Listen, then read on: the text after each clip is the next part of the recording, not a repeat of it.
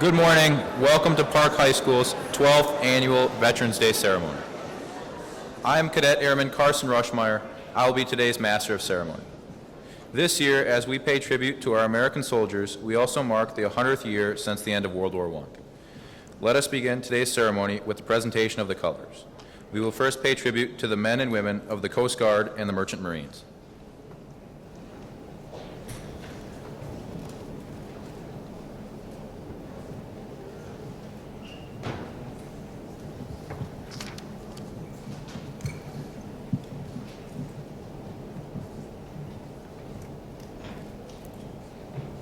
We will now pay tribute to the men and women of the Air Force and the Navy.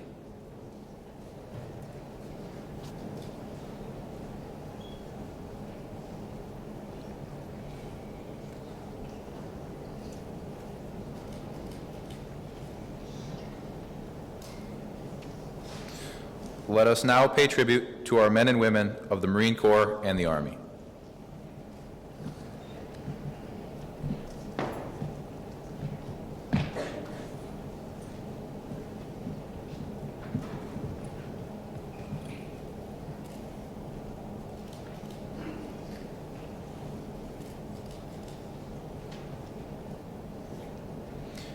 And now, please allow me to introduce the one flag that is allowed to stand above the rest. Ladies and gentlemen, I introduce the flag of the United States of America.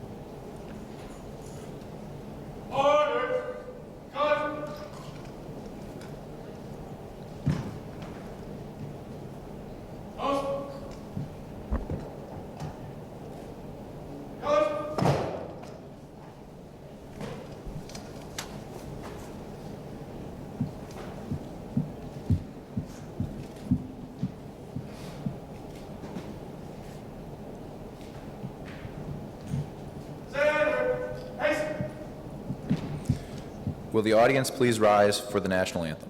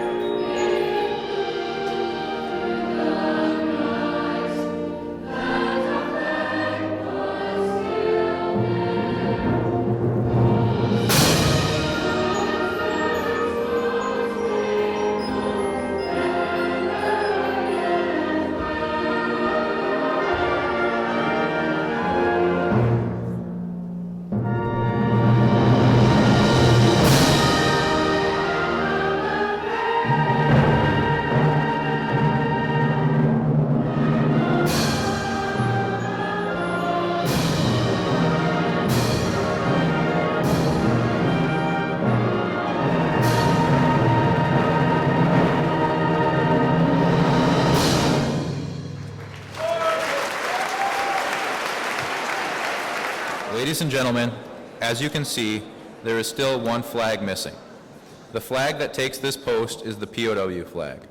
It represents the soldiers that have been listed as missing in action throughout the United States conflicts. Let us remember these soldiers as we await their return.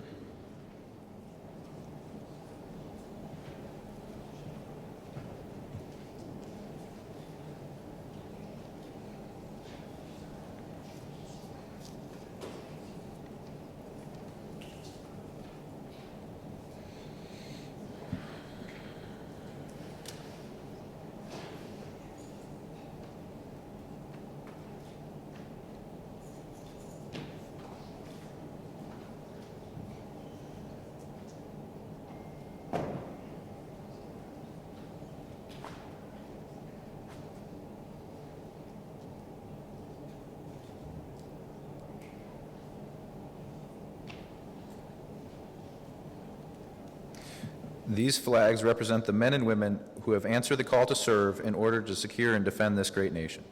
Please join me in a moment of silence for the men and women of the armed services who remain missing in action, as well as those who have given the ultimate sacrifice for our country.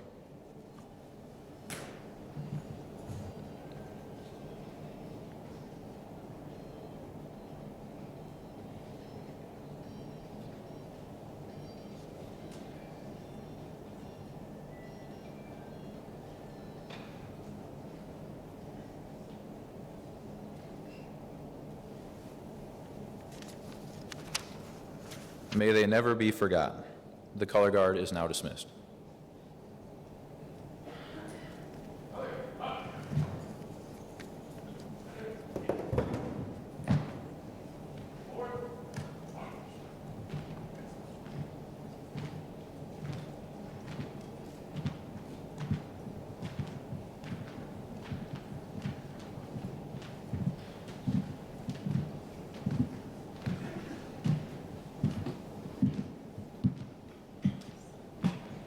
And now, please welcome Dr. Keith Jacobus, our Superintendent of Schools for District 833.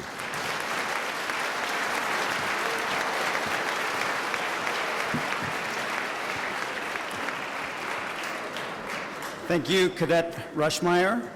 It is truly my pleasure to be here today to honor our veterans, and I am so grateful for the veterans who are able to attend and join us in person. From all of us here at the South Washington County School District, we'd like to thank you for your service. Principal Garski was unable to join us today because of a family commitment, but she is so proud of this event and the work that goes into it, and she is so pleased that everyone is able to join us. I would like to thank Colonel Darrell Lockhart and Colonel Deb McBride for their organization and effort in our program today. I would also like to recognize the dedicated cadets as well. Please join me in a round of applause to thank them.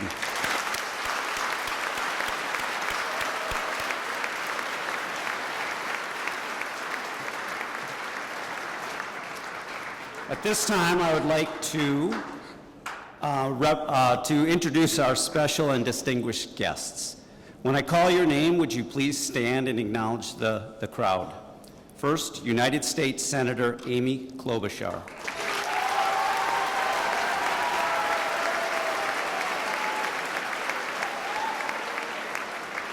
State Senator Carla Bingham.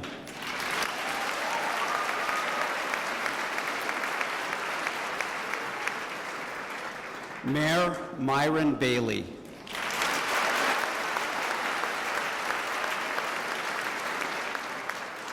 Mayor Sandy Dingle.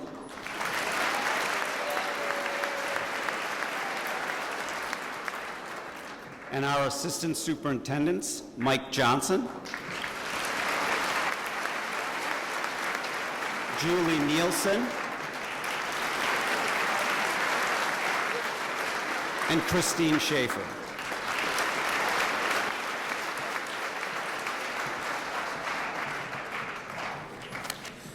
Thank you, Dr. Jacobus. Since her election to the United States Senate in 2006, Amy Klobuchar has been a strong supporter of the men and women in uniform who serve and sacrifice in defense of our nation.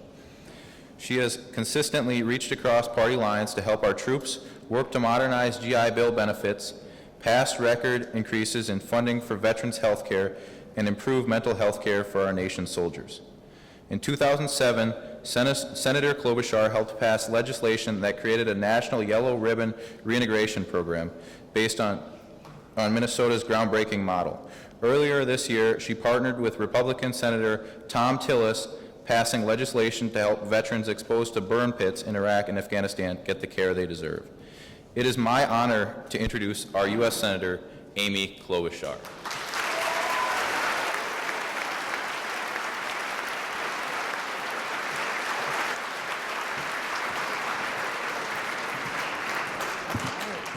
You're a little taller than me. There we are.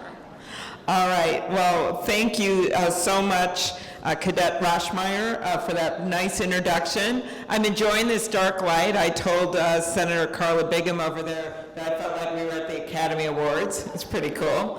And I'm also excited with all the leaders that are here, the Cottage Grove Mayor and the St. Paul Park Mayor. Thank you for your service. Superintendent and all the assistants, thank you for this, your leadership of this wonderful school district. And of course, our cadets, as well as our dedicated veterans. This has always been a patriotic part of our state with some incredible veterans, and I think the way the community has turned out to support them is just another sign of that. So thank you very much. It's great to be here with the Wolf Pack. I like that. And it's also great to be here after the election. And no matter what side you were on in this election or who you voted for, I know we can agree on one thing, and that is that we're really happy all the ads are done. See? There you go. Sure to be an applause line. So, Veterans Day is coming up. And when we think about it, this is a time when we celebrate but also soberly look back on the service of so many. And we are so proud. We have this incredible tradition in Minnesota, and maybe some of you have studied it, but we are the state that actually had the highest rate of casualties of any unit at the Battle of Gettysburg. And it was a ragtag group of farmers and workers that hardly even had good uniforms, and they went out there and held the line for the Union Army. And there's a big statue, if you've ever visited Gettysburg, for the 1st Minnesota. That's kind of where our volunteer forces started. And then we went on to serve so bravely in World War I and World War II, in Korea and Vietnam, and on the sands of Iraq, and in the mountains of Afghanistan. We have a very proud history of military service. We had the longest serving group in Iraq, the Red Bulls, and we also had a former head of the Joint Chiefs, General Vesey. So those of you that are interested in military service, you'll be following in a proud tradition. So I figure our job here, your job and my job, for those of us that don't serve in the military, is really to have the backs of our veterans and our soldiers. Because when they signed up to serve, there wasn't a waiting line, right? Everyone said, come on, serve. But when they come home to America and they need a job, or they need health care, or they need to finish their education, there should never be a waiting line in the United States of America. And so that's one of our goals of what we did. One of the things that we have learned over the years, and we especially learned this lesson from our Vietnam vets, is that you can have disagreements about war policy. That's what you're supposed to do in a democracy, right? You can have disagreements on what you should do and if you should get involved in certain conflicts. But one of the things we learned in Vietnam is that you should never take those disagreements out on our warriors on the front line. And what happened after Vietnam, I was reminded of this by a volunteer at these Serve Our Troops dinners. We have this great group of restaurateurs, mostly from St. Paul, but from all over, that had decided to get together and serve steaks to our troops overseas, and they even somehow got like 3,000 steaks into Kuwait, don't even ask. Maybe I had to help a little bit. And at the same time serve their families. And when I was at the event in St. Paul once, I saw a guy serving up mashed potatoes, and he had on this Vietnam vet cap. And I went up to him, I said, thanks for everything you've done for our country. And he said, you know what, I do this work here because I don't want to have what happened to me happen to the soldiers coming home now. He said when he got home from Vietnam, he was greeted by tomatoes thrown at him. And this time he was going to make sure that these vets had a steak dinner. So that is what we're talking about when we look at the arc of history and what we learn from our veterans. We also learn lessons about patriotism. So one of the greatest veterans that taught me a lot of lessons was my friend John McCain, who we sadly lost this past year. And I had the privilege of traveling with him to many places in the world because he was always standing up for our democracy. We were in Ukraine on New Year's Eve, right across from the Russian troops, standing there with the president of Ukraine. And I mostly remember the night because he presented on live Ukrainian TV. The president presented John McCain with a machine gun, a Ukrainian machine gun. And then he presented Senator Lindsey Graham with a pistol. And then I'm standing there and he comes over with this box and I think, what's in there? It was 2 daggers. True story. And right to the end, McCain kept saying to me, because the Navy confiscated all the weapons, what happened to my machine gun? In any case, I also had the privilege to go with him to Vietnam and stand outside of the cell with him where he had been held for 5.5 years. And it was a small, small cell, and it was the place where he had made the decision to allow other prisoners to be released before him. Because you see, his dad was a big leader in the military, so they were trying to embarrass American military in our country by allowing McCain to be released first, and he wouldn't do it, and he kept being tortured and beaten in that cell and allowed others to be released before him. That's patriotism. And when I visited him the last time, I was with my husband, and we went to the ranch to see him and Cindy a few months before he died. And he couldn't talk very well, but he pointed to one of the sentences in the book that he had written, and he told me, remember this.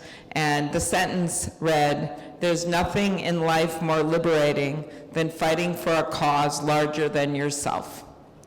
That's what these cadets have decided to do.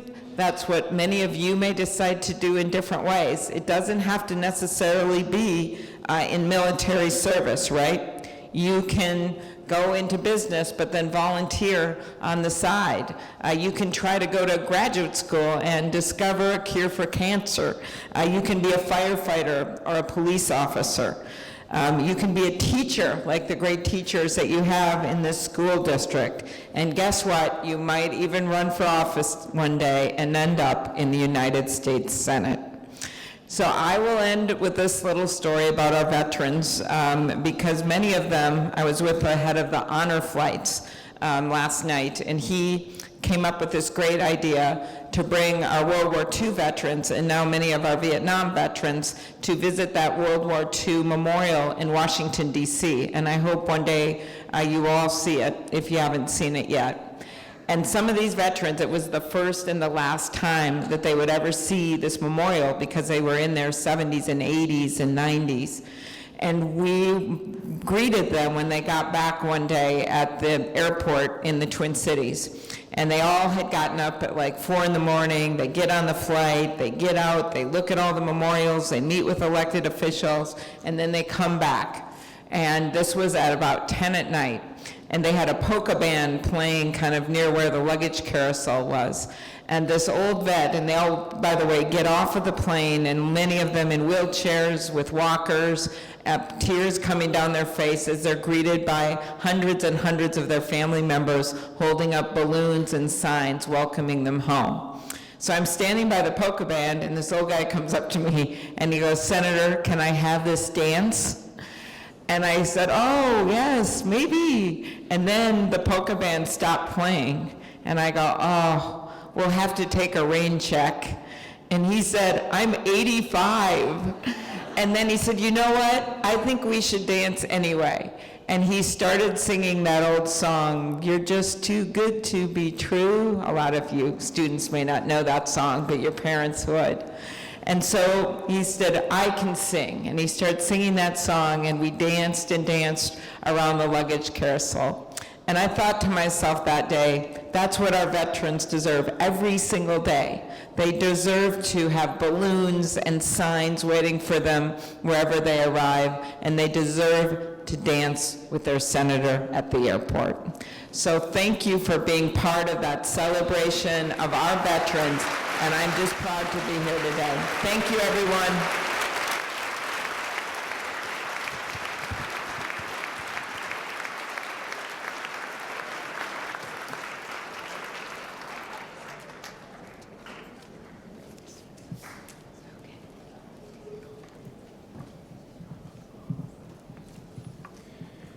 Thank you, Senator, for your thoughtful remarks.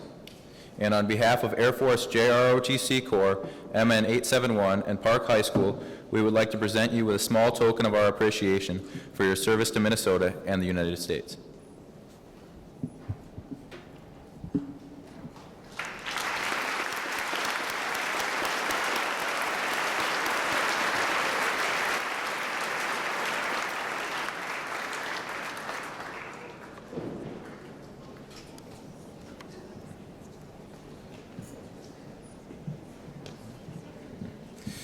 It was exactly 100 years ago, in 1918, on the 11th hour of the 11th day of the 11th month, an armistice was declared between the Allied powers and the Central powers. With that declaration, the fighting of World War I, also known as the Great War, came to an end. Many countries commemorate Armistice Day. In 1919, President Woodrow Wilson proclaimed November 11th as the first commemoration of Armistice Day in the United States, which included parades and public gatherings, as well as a brief pause in business and school activities at 11 a.m. We continued that tradition today with the start time of our ceremony. In 1938, a law was enacted to make Armistice Day a federal holiday. And after World War II and the Korean War, Congress amended the legislation to rename Armistice Day as Veterans Day and to honor all American veterans. On this Veterans Day 2018, we remember that freedom isn't free for the members of our military. We are grateful to our countrymen and women who answered the call to serve despite the challenge, turmoil, and sacrifice that service presents.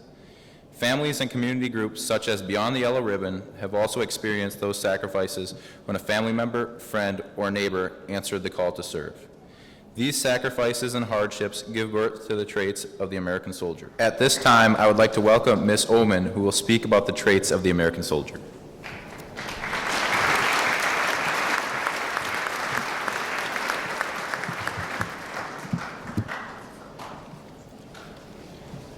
The American soldier shows their courage by joining the service, a job that could cost them their life. In the face of hardships, the American soldier must display courage, adaptability, and dedication. Our American soldiers have displayed these traits throughout all of the United States conflicts. They displayed it on the Eastern Coast when we fought for our freedom, in the woods of the South, the trenches of Europe, the shores of the Pacific Isles, the skies of Korea, the jungles of Vietnam, and the deserts of Afghanistan and Iraq. The traits of the American soldier have followed America throughout its entire history.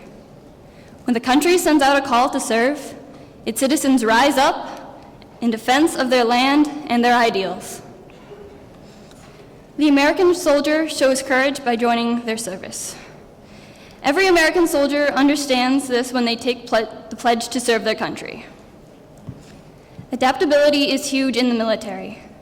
Over the course of their enlistment, an American soldier will most likely travel all over the globe. This can sometimes mean that the soldier will have to leave their family behind for months or years at a time. In this way, the American soldier is also dedicated. Leaving their family behind is never easy. The path of a soldier is not one that will be filled with money or glory. Instead, it will be filled with pride and camaraderie. The American soldier acts because the country needs its citizens to serve something bigger than themselves, to pursue the common good, and to ensure the defense of the country. Providing for the common defense has always been a priority in this country. Without our servicemen and women, the freedom we possess today would not be possible. This is why we require the service of our citizens, to bear the responsibility of protecting our nation. When citizens respond to the nation's call, they reveal the courage, adaptability, and dedication needed for serving.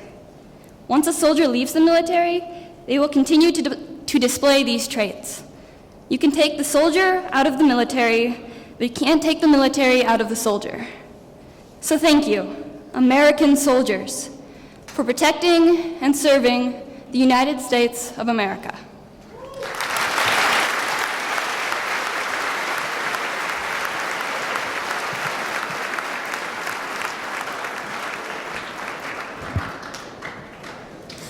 Thank you, Ms. Ullman. Allow me to introduce the Park Choir, who will sing America the Beautiful.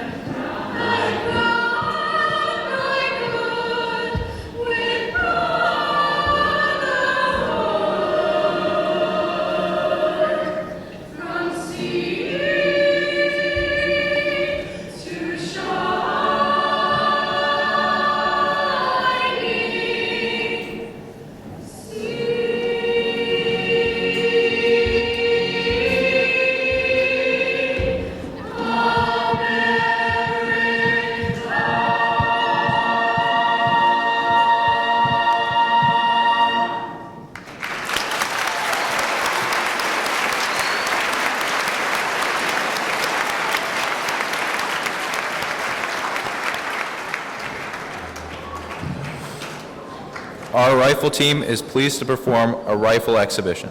Rifle team, you have the drill floor. Rifle team, forward, punch. Up.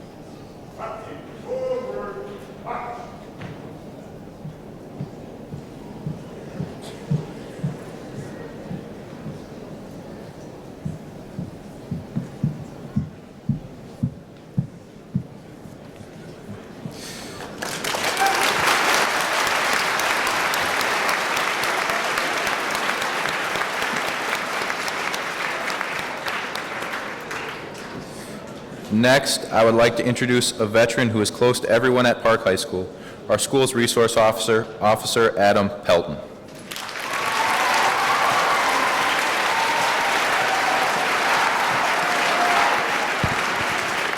Good morning. Thanks for everyone for being here.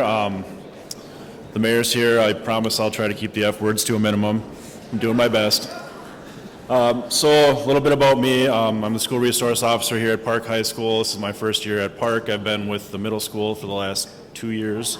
I've been with Cottage Grove Police Department for the last 10 years, and I've been in public safety for 18 years of my life. So ever since I was about 18 years old, I've been working in some form of public service. In 1997, I joined the Minnesota Army National Guard right after graduating from Park High School. I served with Alpha Company, 2nd Battalion, 135th Infantry out of West St. Paul, Minnesota. During my time in West St. Paul, I was able to deploy to Kosovo, Iraq, and Croatia. Kosovo, we did peacekeeping and sustainment operations to help bring stability to the region after the fall of the Eastern Bloc of Europe. Iraq, I ran convoy security, did route security, and I also lived at a combat outpost with about 15 other guys, which was like a frat house for 9 months of my life. So I was asked to speak today by Colonel McBride. She said this year's theme is kind of about family and the impact it has on family. And I got to tell you, Veterans Day is more than just about me. I'm just a part in the machine that the U.S. military is. It's about every one of these individuals sitting here in front of us today, out on the floor. And I thought what better way to talk about family is to introduce you or talk to you about some of the brothers I was able to serve with overseas. First individual I'd like to tell you about is my friend Dean Crisco. He was the other medic with me in Iraq. We served in Kosovo together as well. And just to give you an idea of the kind of motivation or dedication that the people that serve in the military have, between Kosovo and Iraq, Dean had to have his hip replaced. And he was able to, in 11 months' time, get his hip replaced and rehab it so he could deploy with me. He didn't want me to go without him. So that's the kind of person that represents us when we go overseas. The next guy I credit with me surviving the Iraq War.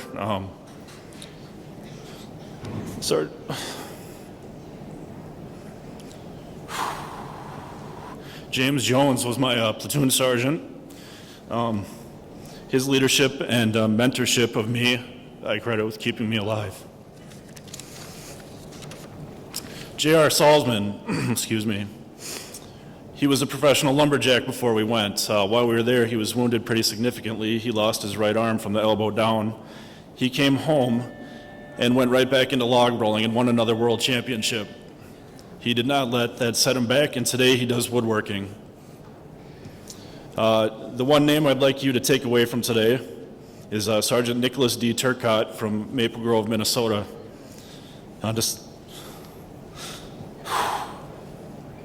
December 4th, 2006. My friend Nick was killed, and it's probably one of the worst days of my life.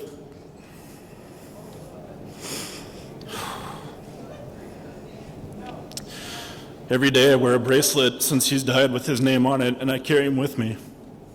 Every Memorial Day I take my kids to visit him at Fort Snelling. I figure that's the best way I can honor my friend.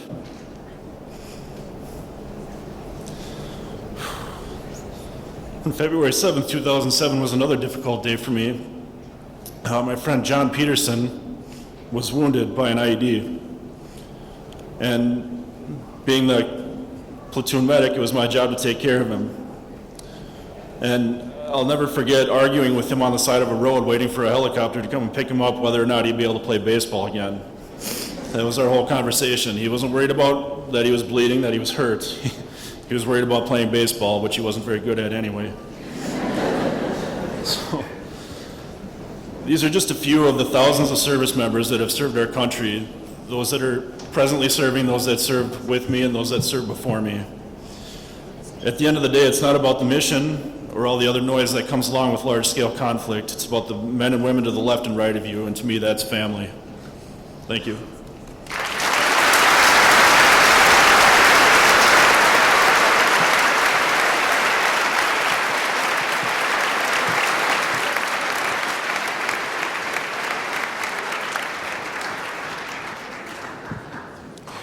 Thank you very much, Officer Adam Pelton. Please allow me to introduce Cadet Terry Yang. Cadet Yang will play God Bless America.